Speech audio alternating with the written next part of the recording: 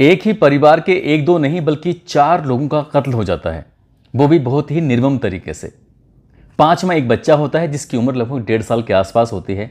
वो कातिलों को देख रहा था, उसकी आंखें खुली हुई थीं। तभी एक कातिल ने दूसरे कातिल से पूछा कि भाई इसका क्या करना है। तभी पहला वाला कातिल कहता है कि इसको भी मार चलते हैं, क्योंकि इसके परिवार के ज़्यादातर लोग मर चुके हैं।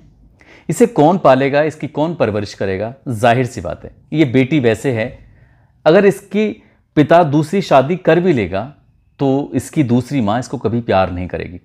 इसलिए एक काम करते हैं, इसको मार डालते हैं। पहले कातिल ने मशवरा दिया, दूसरे कातिल ने उसका गला घोंटा और गला घोंट कर उसकी भी हत्या कर दी। अब एक घर में 4 नहीं 5 कत्ल हो जाते हैं। और जब इस घटनाक्रम का खुलासा होता है तो कातिल कोई और नहीं बल्कि अपना ही निकल के सामने आता है। वो अपना जिसको अपने सगों से भी ज़्यादा पाला पोसा, उसके लिए बहुत सारे सपने देखे थे और उसके लिए ऐसी कौन सी ख्वाहिश थी जो पूरी करने की कोशिश नहीं की जा रही थी। जब घटनाक्रम का खुलासा होता है तो लोग वाकई रिश्तों को लेकर तरह तरह की बातें करने लगते हैं। वो सोचने पर मजबूर हो जाते हैं कि आखिरकार कोई अपनों के साथ ऐसा दगा कैसे कर सकता है। आदाब, नमस्कार, सत श्री अकाल। मैं उस्मान सैफी। आज की जो सच्ची घटना मैं आपको सुनाने जा रहा हूँ, ये सच्ची घटना है उत्तर प्रदेश का एक ज़िला है उन्नाव और इसी का थाना लगता है बांगरमऊ। दरअसल बांगरमऊ थाना क्षेत्र का एक गांव है मदार नगर। बात कर रहा हूँ 23 नवंबर 1997 की सुबह लगभग 4 सवा 4 बजे के आसपास। ये उन दिनों की बात है जब किसी भी घर में शौचालय नहीं हुआ करते थे और अक्सर महिलाएं हों, पुरुष हों, बच्चे हों, कोई भी हों, ज़्यादातर अपने घरों से दूर जंगल की तरफ जाते थे शौच करने के लिए। खासकर महिलाओं के लिए मुसीबत होती थी कि वो अंधेरे में उठती थीं और अंधेरे में ही जंगल जाती थीं और अंधेरे में ही वापस लौटकर आ जाया करती थीं ताकि उन पर पुरुषों की नज़र न पड़ सके। गांव की एक बूढ़ी औरत होती है, वो अपने पड़ोस की महिला जिसका नाम होता है रामपति को बार बार आवाज़ लगा रही है रोज़मर्रा की तरह। ऐसा कोई पहली बार नहीं था। आवाज़ लगा रही थी, कोई रेस्पॉन्स नहीं आता और देखते ही देखते 3-4 और महिलाएं आ जाती हैं और उस बुजुर्ग महिला से कहते हैं कि आज रामपति की कैसे आंख लग गई है, कैसे जाग नहीं रही है, क्या बात है।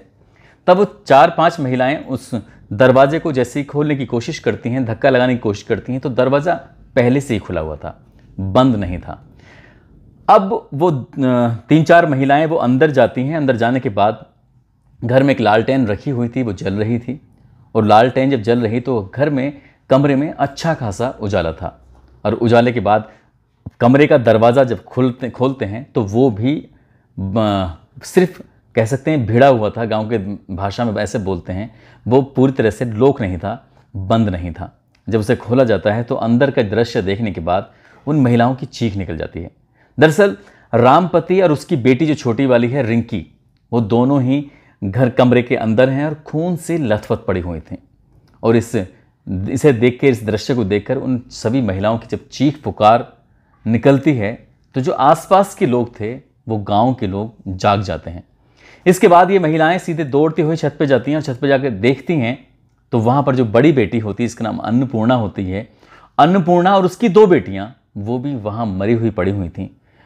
अन्नपूर्णा की हालत ज़्यादा ख़राब थी। ऐसा लग रहा था कि उसको अलग अलग किसी धारदार हथियार से कितनी बार गोदा गया था मारने के लिए। जब तक वो मर नहीं गई तब तक वो हत्यारे उसके साथ ऐसे ही करते चले गए। ये शोर शराबा सुनने के बाद गांव के आसपास के लोगों का अब यहाँ पर जमघट लग जाता है और लोगों ने अपनी आंखों से जो देखा, एक ही परिवार के 5 महिलाओं का कत्ल होना, ये वो अपने आप में भयानक था। 5 में से 2 बच्चियां होती हैं और 3 अच्छी जवान औरतें होती हैं। ये कत्ल किसने किया है, यही एक जांच का विषय था। उन दिनों ना बाइक हुआ करती थी, ना वाहन इतने चला करते थे। तभी साइकिल से एक व्यक्ति, गाँव का जिम्मेदार आदमी, सीधा बांगरमऊ थाने पहुंचता है और वहां जाकर सुबह ही सुबह, अभी ठीक से दिन नहीं निकला था, जाकर कहता है कि फला घर के अंदर 5 लोगों का कत्ल हो गया है, बहुत ही बुरा हो गया है। पुलिस जैसी हालत में थी वैसी ही हालत में वहां से बिना वर्दी के, कोई सादा वर्दी में, जो जैसा था वैसे ही अपनी अपनी जीप में बैठते हैं और सीधा इस गाँव में आते हैं। और गाँव में आने के बाद गाँव में जब तक पहुँचते हैं हल्का हल्का दिन निकलना शुरू हो गया था। अब एक दूसरे के चेहरे आराम से देखे ही जा सकते थे। और 5 लाशों को देखने के बाद सबसे ज़्यादा हालत ख़राब होती है तो उस थाने की इंचार्ज की होती है, उसकी प्रभारी की होती है। देखते ही देखते इस ज़िले के जो एसपी होते हैं आशीष गुप्ता, वो भी भारी पुलिस बल के साथ मौके पर पहुंच जाते हैं। और वहीं पुलिस को एक छोटी सी पर्ची मिलती है, एक ख़त मिलता है और उस खत पे लिखा है कि पति देव मुझे अर्जुन ने मारा है। दरअसल ये जो खत लिखा था, ये जो पर्ची थी, ये पर्ची किसी और की नहीं बल्कि अन्नपूर्णा के कमरे में पड़ी हुई थी। और वहीं जहां पर उसकी लाश पड़ी हुई, इसके सरियाने पर तकिए के ठीक बराबर में पेंसिल और कागज़ लिखा हुआ था। ये पत्र देखने के बाद उसमें नाम भी लिखा हुआ था कि मुझे मारने वाला कोई और नहीं बल्कि अर्जुन है। अर्जुन का जैसे नाम आता है तो गांव वाले एक दूसरे को लेकर बहुत तरह तरह की बातें करने लगते हैं। कहते हैं कि अर्जुन से इस तरह की कोई उम्मीद नहीं थी। अरे झगड़ा एक अलग बात थी, लेकिन झगड़े में तुम 5-5 हत्याएं कर दोगे, ऐसा कैसा हो सकता है। पुलिस ने आप देखा नताब देखा। एक तरफ तो इन लाशों को कब्जे में लिया, पोस्टमार्टम के लिए तैयारी करनी शुरू कर दी और तुरंत ही पुलिस ने मौका पाते ही अर्जुन को पकड़ लिया। अर्जुन को पकड़ के सीधा थाने लेके जाते हैं। उधर पोस्टमार्टम रिपोर्ट जब आती है तो पोस्टमार्टम रिपोर्ट से पता चलता है कि इसमें एक दो तो विरोध भी नहीं कर पाए। दोनों बेटियां होती हैं, एक का नाम मोनी और सोनी होता है। मोनी की उम्र 3 साल होती है और सोनी की उम्र 1.5 साल होती है। और ये जो बेटियां हैं वो अन्नपूर्णा की बेटियां हैं। अन्नपूर्णा जो कि ऊपर वाले कमरे में सोई हुई थी। नीचे माँ और बेटी हैं। माँ यानी कि रमापति और उनकी छोटी बेटी रिंकी, ये अपने घर में नीचे थी।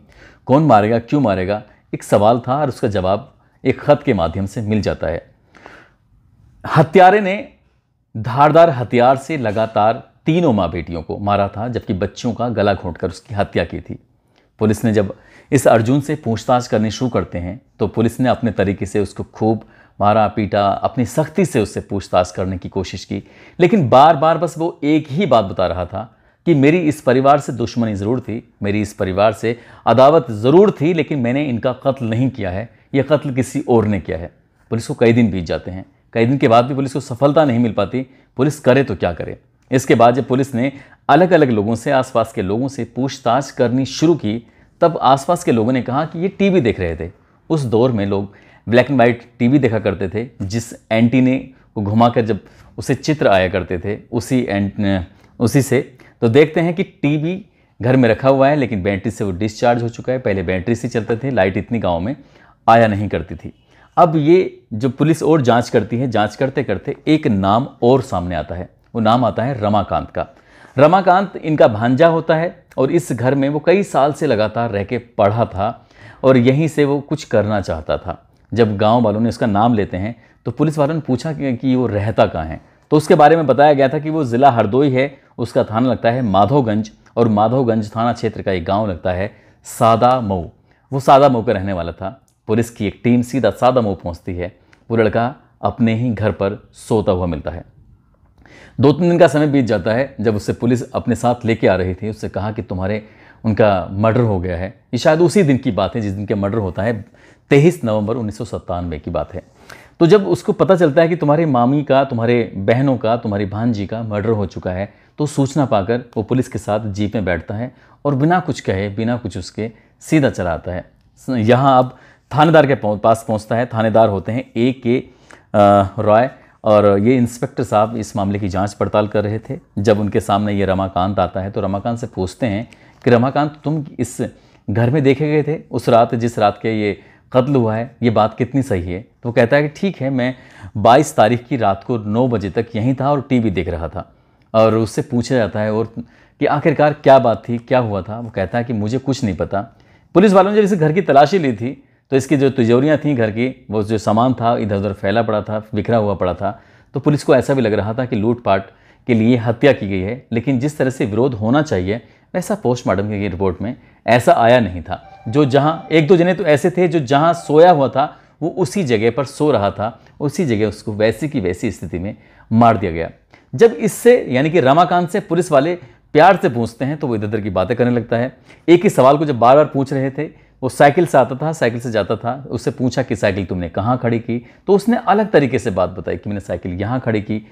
कुछ पूछा कि तुमने क्या खाया था, तुम कब यहाँ से आए। जब कई तरह के सवाल उससे पूछे गए थे तो सवालों के जवाब देने में वो खतराने लगा, टूटने लगा। फिर पुलिस ने उससे जब अपने तरीके से और सख्ती से पूछताछ करनी शुरू की तो उसने वाकई हैरान करने वाली बात, चौंकाने वाली बात इस कत्ल के मामले में बताई, जिसको सुनकर न पूरा गांव बल्कि पुलिस वाले भी हैरान रह जाते हैं कि आखिरकार कोई ऐसा कैसे कर सकता है। दरअसल वो बताता है कि वो बेहद गरीब परिवार से बिलोंग करता था और उसके जो मामा, उसकी मामी, उसके परिवार के लोग जो होते हैं वो अच्छे परिवार से बिलोंग करते हैं। जिस दिन ये घटना होती है उस दिन इस घर में एक बेटा भी होता है जिसका नाम राजू होता है, लेकिन वो घर नहीं था, वो किसी काम से बाहर गया हुआ था। यदि वो भी घर के अंदर होता तो शायद वो भी कभी बच नहीं पाता, उसका भी कत्ल होना तय था।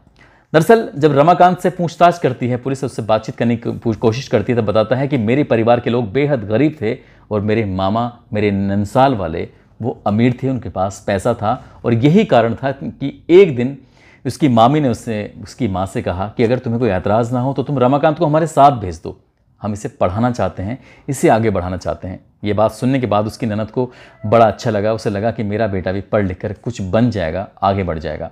जब उसकी मामी उसे साथ लेके आती है तो 1-2 नहीं बल्कि 5 साल तक उसे अपने पास रखती है और उसको पूरी ईमानदारी से, पूरी शिद्दत के साथ उसको पढ़ाते थे। घर के वो कामों में ज़्यादा दिलचस्पी नहीं लेता था, बस उसके लिए एक ही फोकस था कि वो जितनी ईमानदारी से पढ़ सकता है उतनी ईमानदारी से पढ़ो और पढ़कर अपने माँ बाप का, अपने परिवार का और अपनी नन्हाल का नाम रोशन करो। लेकिन उसका मन पढ़ाई में कम लगता था और इधर उधर की बातों में ज़्यादा लगता था। 5 साल रहने के बाद वो सीधा अपने गाँव चला जाता है। गाँव जाने के बाद फिर यहाँ से कुछ काम सीखता है।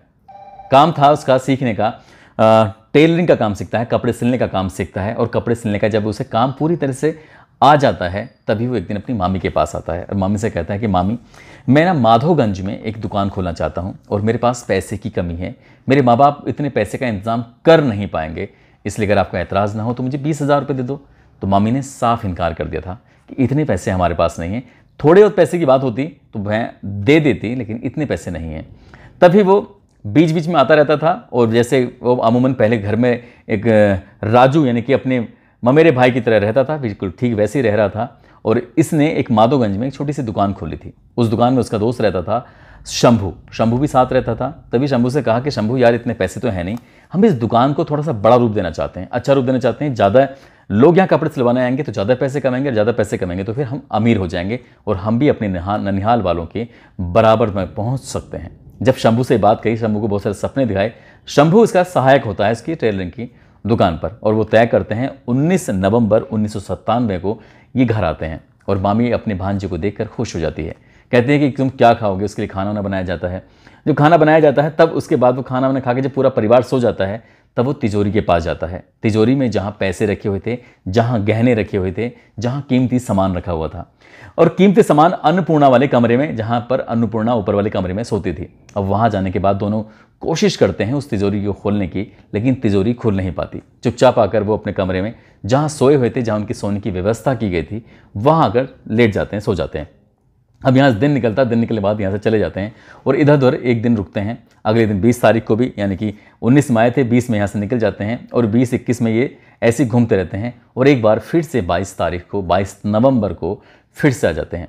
मामी कहती है कि तुम अभी तो आए थे, अभी अचानक कैसे आ गए? तो कहता है कि मामी, मैंने इधर उधर गंगा नहाने के लिए गया था, मुझे टाइम लग गया, बाजार में कुछ घूम रहा था, तो इसलिए मैं फिर से आ गया हूँ, कोई दिक्कत नहीं, खाना वाना बना दो। मामी ने खाना बनाया 22 तारीख की रात को और खाना बनाने के बाद फिर मामी और भांजे और वो शंभू आपस में बातचीत कर रहे थे और बस ये इसके दिमाग में एक ही चीज़ चल रही थी रमाकांत की कि मामी कब सोए, बहनें कब सोएं और फिर वो अपना काम शुरू करे। दरअसल वो जो बाज़ार गया था, बाज़ार में कुछ और करने के लिए नहीं गया, बल्कि तिजोरियों की चाबी बनवाने के लिए गया था। अलग अलग ताले खोलने वालों के पास जाता है क्योंकि उसने घर की चाबियाँ देखी हुई थी। अंदाज के हिसाब से वो चाबी बनवा के लेके आया था ताकि आज तिजोरी का ताला खोलकर जो भी माल है समेट कर ले जाएगा और यहाँ से सीधा अपनी दुकान खोलेगा और अपना कारोबार आगे बढ़ाएगा। पैसे भविष्य में हो जाएंगे तो पैसे वापस कर देंगे, कुछ यही सोचकर वो घर के अंदर प्रवेश करा था। लेकिन मामी थी कि उस दिन सोने का नाम ही नहीं ले रही थी। 9-10 बजे खाना खा के जब सो जाते हैं तो उसके बाद फिर ऐसे ही रात के 12-1 से ज़्यादा बज जाते हैं। जो 12-1 से ज़्यादा बज जाते हैं तब वो कहता है कि मामी, मुझे सुबह को थोड़ा जल्दी जाना है और मुझे सोना है, आप भी सो जाइए, लेकिन मेरे पास कोई पैसे नहीं हैं, अगर आप मुझे 50 रुपये दे दें तो फिर मैं सुबह को जल्दी निकल जाऊंगा, आप सोते रहना। ये बात कहकर रमाकांत ने अपनी मामी से जब बात कही तो दरअसल रमाकांत ये बात इसलिए कहना चाहता था क्योंकि जो तिजोरी की चाबी थी वो कहाँ रखी है, मामी कहाँ से पैसे निकाल कर देगी, बस यही देखना था।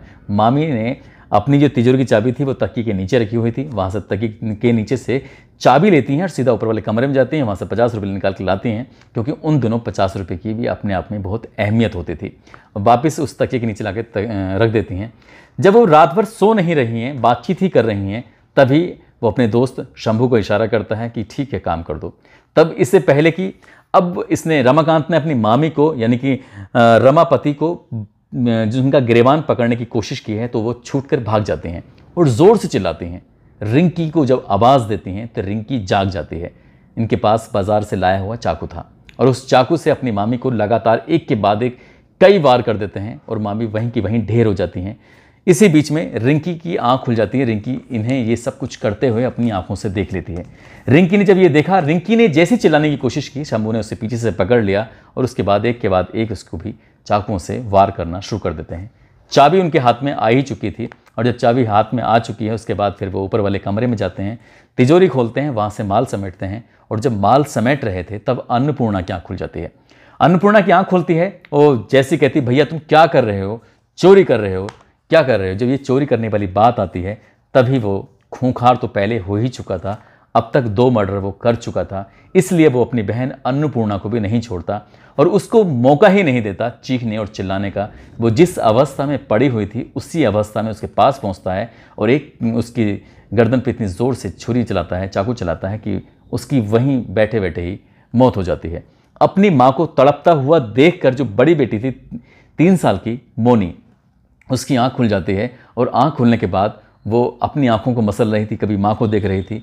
वो जैसे ही रोने की कोशिश कर रही थी, वो उसके मुंह से कुछ आवाज़ निकलने की कोशिश हो रही थी, तभी उसने मौका पाते ही उसका भी गला घोंटकर उसकी भी हत्या कर दी।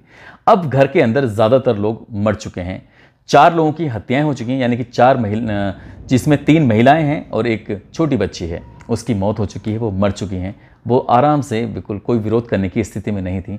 तभी उन्होंने तसल्ली से उस तिजोरी को खाली किया, जो भी उसके अंदर से नकदी थी, जेवरात था, जो भी कुछ था वो समेटते हैं और समेटने के बाद वहाँ से निकल जाते हैं। जब ये अपनी आंखों से देखते हैं, क्योंकि उस कमरे के अंदर भी एक लालटेन थी, उन दिनों या तो डिबिया जलती थी या लालटेन जलती थी और लालटेन जल रही थी। वो बच्ची जो थी जिसकी उम्र लगभग सोनी की 1.5 साल के आसपास होगी, उसकी आंखें खुल जाती हैं और वो अपनी आंखों से इस दृश्य को देख रही थी कि किस तरह से उसकी माँ को मारा है, किस तरह से उसकी बहन की हत्या की गई है। उस बच्ची को देखने के बाद रमाकांत को बजाय उस पर तरस आने के, वो कहता है कि ये बच्ची अकेली रह गई है, इसकी माँ भी मर गई है, इसकी बहन भी मर गई है, इसकी नानी भी मर गई है, इसकी मौसी भी मर चुकी है। मामा है, अब उसका नई शादी वादी कर लेगा तो फिर मामी तो उसका ख्याल रखेगी नहीं। यदि इस लड़की का पिता शादी करेगा तो उसका वो भी ख्याल नहीं रखेगा, क्योंकि उसकी जो पत्नी आएगी वो सौतेली माँ होगी, वो भी ख्याल नहीं रखेगी। चलो एक काम करते हैं, इसका जीकर ये इसकी ज़िंदगी ज़्यादा ख़राब हो जाएगी।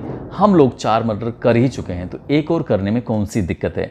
तभी मौका पाते ही शंभू को वो इशारा करता है और जिस तरह से उसने उसकी मामी पर हमला किया था, ठीक वैसे ही अंत में इस छोटी बेटी सोनी पे हमला करते हैं। उसका क्या वजूद था, 1.5 साल की बच्ची के भी गला घोंटकर उसकी हत्या कर देते हैं।